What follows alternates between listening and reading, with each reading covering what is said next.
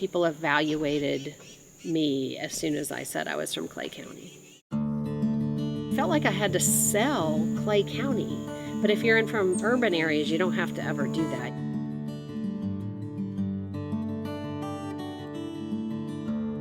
I love rural North Carolina. I've lived about 50% of my life in urban settings and about 50% of my life in rural settings. I appreciate both sides. I see value in both sides, but I love the nature and the beauty and the community that's built in rural communities. Rural to me looks like a community that is really tight-knit. Everyone kind of knows everyone, everyone's familiar with everyone. I love rural North Carolina. It's just a great place to be, great place to live, great place to work.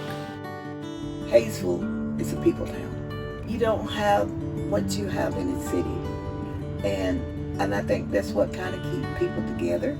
50-some% of the county is taken up either by TVA Lake or the National Forest. That leaves us, just one little narrow strip in the middle, for the business of life. We used to have a lot of farms, and it was an agrarian culture and economy at one time, but that's no longer true. So there's not a lot of businesses. I lost my house 2 years ago, and I knew I was liked in the county, but I didn't know I was loved as much as I was. Oh, I'm telling you, the town just pitched in, and it was ill. I just couldn't say the town was for me. I look at Clay County and Hayesville as having a lot of potential. They have amazing assets in terms of just the scenery. I think this is the type of place that people want to get away and go to, because you just look around and, like for me, I just get here and I can breathe. I think like a lot of rural areas in the country, it's got very significant challenges just in terms of drug use, employment challenges, and housing challenges.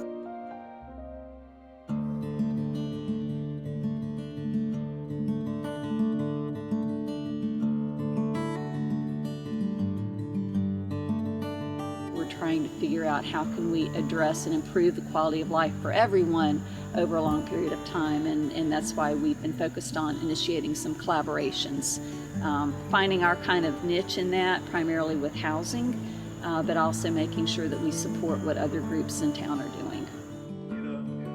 We also knew from our experience with building homes from the ground up was that energy bills were one of the leading causes of poor credit. We realized that if we did firewood, that would put another touch into the lives of walking alongside the neighbors in the community.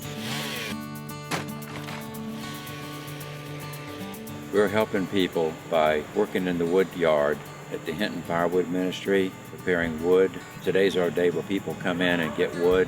We load up their vehicles. We do make a couple of deliveries. There are people that depend on wood for heat, don't have a source for it, and if they had to buy it, they couldn't really afford it probably. And if we can provide this wood for heat, that enables them to have their income to spend for food or medicine. So it serves a need in that aspect.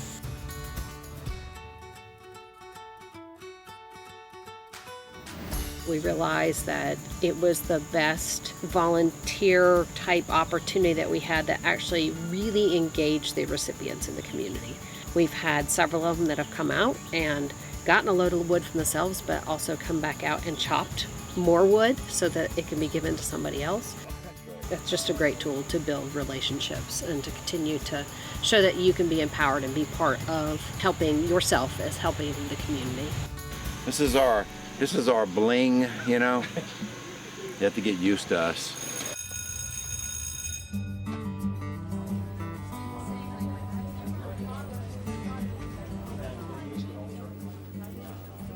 There's not a single kid in this school that you can't ask an administrator about.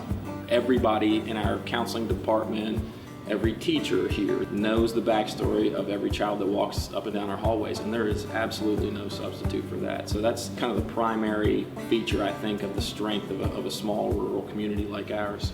Now your graphics can also get better. For our students, it's tricky. We have the brain drain like everybody does. Our top-notch students her numbers pack up and leave for colleges in urban areas and stay.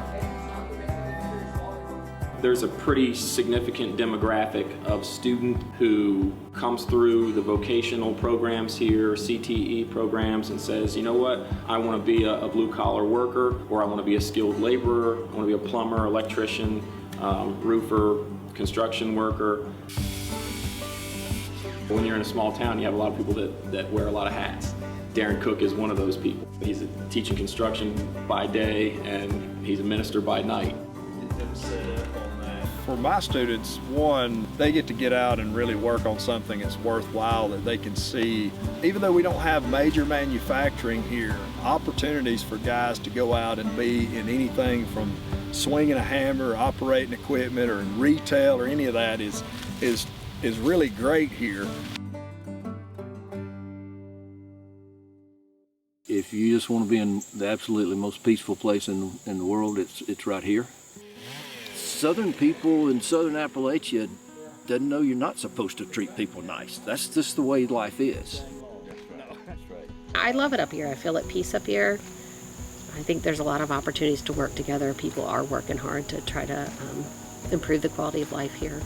We are traditional Appalachian, but we are also just good people who know how to live together and make a good life.